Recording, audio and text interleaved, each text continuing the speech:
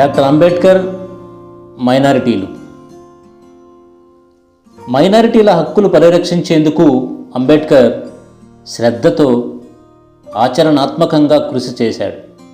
తను స్థాపించిన అఖిల భారత షెడ్యూల్డ్ కులాల వేదిక తరపున రాజ్యాంగ పరిషత్కు మైనారిటీల సంక్షేమం కోసం రాజ్యాంగంలో చేపట్టాల్సిన చర్యలను, వారికి కల్పించాల్సిన హక్కుల గురించి బ్రిటిష్ ప్రభుత్వానికి వినతి పత్రం ఇచ్చారు.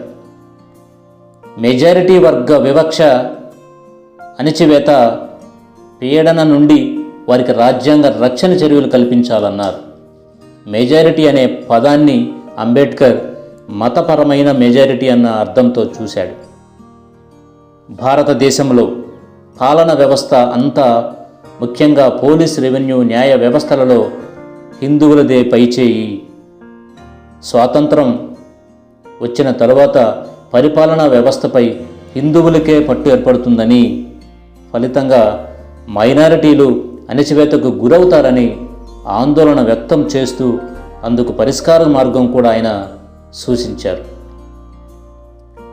మైనారిటీలు స్వేచ్ఛగా తమ అభిప్రాయాలు వ్యక్తం చేసే వాతావరణం కల్పించడం, పాలనలో మైనారిటీలకు భాగస్వామ్యం కల్పించడం, మైనారిటీల మెజారిటీ వర్గీయుల ఆధిపత్యానికి వ్యతిరేకంగా పాలనలో వారిని నియంత్రించడం, మైనారిటీల పర్యవేక్షణకు ప్రత్యేక అధికారులను నియమించడం వంటి ఎన్నో అమూల్యమైన మైనారిటీ పరిరక్షణ సూత్రాలు సూచించాడు అంబేద్కర్.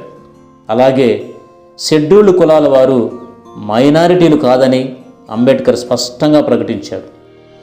మైనారిటీల ఉనికిని అందరూ ఆమోదించాలని, వారిని మైనారిటీలుగానే ఎక్కువ కాలం కొనసాగించకుండా అందరితో పాటు సమాన అభివృద్ధి చేయాలని కోరారు. దేశ విభజన జరిగాక పాకిస్తాన్లోని అంటరాని వారిపై దాడులు జరగడం అంబేద్కర్ను తీవ్రంగా కలచివేసింది. పాకిస్తాన్లో అంటరాని వాళ్ళ ప్రయోజనాలు పరిరక్షించేందుకు అంబేద్కర్ నెహ్రూను ఒప్పించి వారిని రక్షించేందుకు బాబూరావు గైక్వాడ్ అనే వ్యక్తి పేరును ప్రతిపాదించారు. పాకిస్తాన్లోని అంటరాని జాతులు వారందరూ ఇండియాకు రావాలని అంబేద్కర్ పిలుపునిచ్చారు.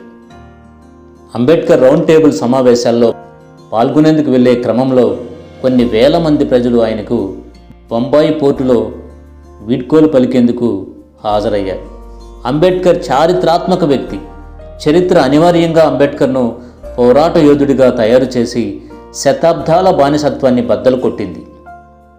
ఆయన ప్రజలను విముక్తి చేసి నూతన సమాజ నిర్మాణం చేసిన మహానుభావుడు. ఆయన పోరాటం భవిష్యత్ తరాలకు నిరంతరంగా ప్రేరణగా, లక్ష్యంగా, స్ఫూర్తిగా నిలుస్తుంది. ఆయన ఆచరణ కోట్ల మంది జీవితాల్లో వెలుగుని నింపి ఒక జాతినే అభ్యుదయంలోకి, అభివృద్ధి పదములోకి నెట్టింది. ప్రభుత్వం ఆయన చనిపోయిన 35 సంవత్సరాలకు ఆయనకు భారతరత్న అవార్డు ఇవ్వచ్చుగాక. అంబేద్కర్ పుట్టుకతోనే భారతరత్నం, ఎందుకన్నా జీవితమే సాక్ష్యం. కాబట్టి ఈ వీడియో మీకు నచ్చినట్లయితే లైక్ చేసి, షేర్ చేసి, సబ్స్క్రైబ్ చేసుకుంటారని